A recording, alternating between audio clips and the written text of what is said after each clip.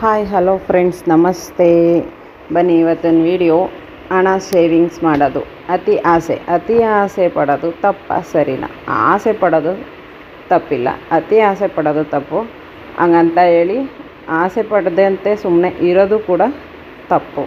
ಮನುಷ್ಯ ಆಸೆ ಪಡಲೇಬೇಕು, ಆಸೆ ಪಟ್ರೇ ಮುಂದೆ ಹೋಗೋಕ್ಕಾಗೋದು. ಬನ್ನಿ, ನಾನು ಈ ದುಡ್ಡು ಎಲ್ಲಿಂದ ಬಂತು, ಹೇಗೆ ಬಂತು ಅಂತ ವಿಡಿಯೋ ಕೊನೆಯಲ್ಲಿ ಹೇಳ್ತೀನಿ. ಹಾಗೆ ಕೊನೆಯವರೆಗೂ ವಿಡಿಯೋ ನೋಡಿ.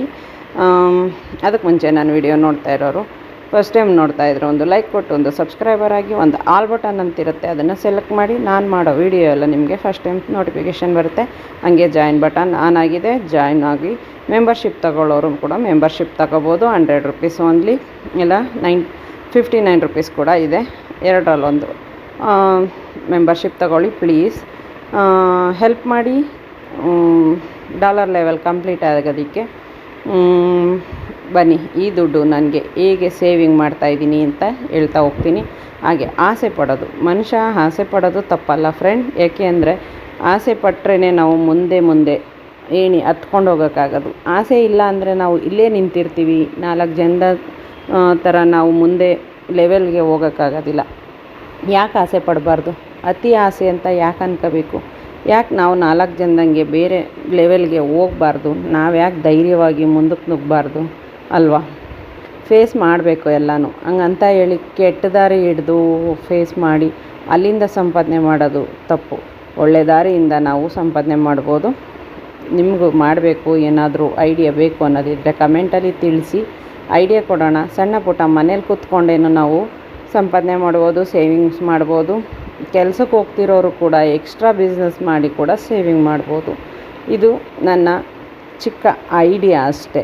ನಿಮ್ಗಳಿಗೂ ಏನಾದರೂ ಐಡಿಯಾ ಇದೆಯಾ ನನಗೆ ಕಮೆಂಟಲ್ಲಿ ತಿಳಿಸಿ. ಈ ಥರ ಕೂಡ ನೀವು ಸೇವಿಂಗ್ಸ್ ಮಾಡ್ಬೋದು, ಈ ಥರ ಕೂಡ ನಾವು ಬಿಸ್ನೆಸ್ ಮಾಡ್ಬೋದು ಅಂತ ನಿಮಗೇನಾರು ಐಡಿಯಾ ಇತ್ತು ಅಂದರೆ ಕಮೆಂಟಲ್ಲಿ ತಿಳಿಸಿ. ಈ ದುಡ್ಡು ನನಗೆ 1 ಮಂತಲ್ಲಿ ಕಲೆಕ್ಟ್ ಆಗಿರೋ ಅಂಥ ದುಡ್ಡಿದು. ಇದನ್ನು ಹೇಗಪ್ಪ ಕಲೆಕ್ಟ್ ಮಾಡಿದೆ, ಏನು ಬಿಸ್ನೆಸ್ ಮಾಡಿದೆ, ನೀವು ಕಮೆಂಟಲ್ಲಿ ಕೇಳಿ. ಕ್ವಶನ್ ಹಾಕಿ. ಯೂಟ್ಯೂಬಿಂದಂತೂ ಅಲ್ಲ ಬಂದಿರೋದು, ಯೂಟ್ಯೂಬಿಂದ ಬರುತ್ತೆ ಒಟ್ಟಿನಲ್ಲಿ. ನೀವು ಎಲ್ಲರೂ ಡಾಲರ್ ಲೆವೆಲ್ ಕಂಪ್ಲೀಟ್ ಮಾಡೋಕ್ಕೆ ಹೆಲ್ಪ್ ಮಾಡಿ. ವಿಡಿಯೋ ಪೂರ್ತಿ ನೋಡಿ, ಕಮೆಂಟ್ಗಳಾಕಿ, ಲೈಕ್ ಕೊಡಿ, ಹೈಪ್ ಆನ್ ಮಾಡಿ. ಇದೆಲ್ಲ ಮಾಡಿದ್ರೆ ನನಗೆ ನಿಜ ಯೂಟ್ಯೂಬಿಂದ ದುಡ್ಡು ಬರೋದಕ್ಕೆ ಹೆಲ್ಪ್ ಆಗುತ್ತೆ.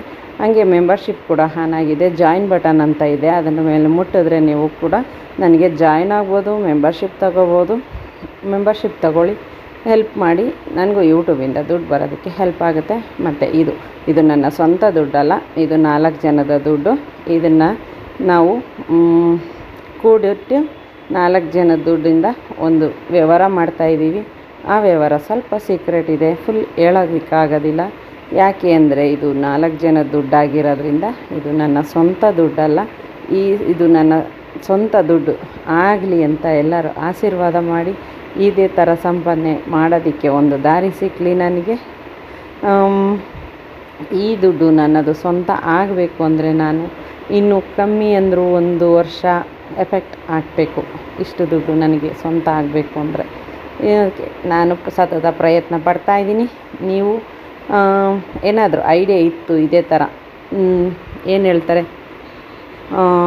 ಜನದಿಂದನೇ ಕಲೆಕ್ಟ್ ಮಾಡಿ ಜನಕ್ಕೆ ವಾಪಸ್ ದುಡ್ಡು ಕೊಡೋದು ಅಲ್ವಾ?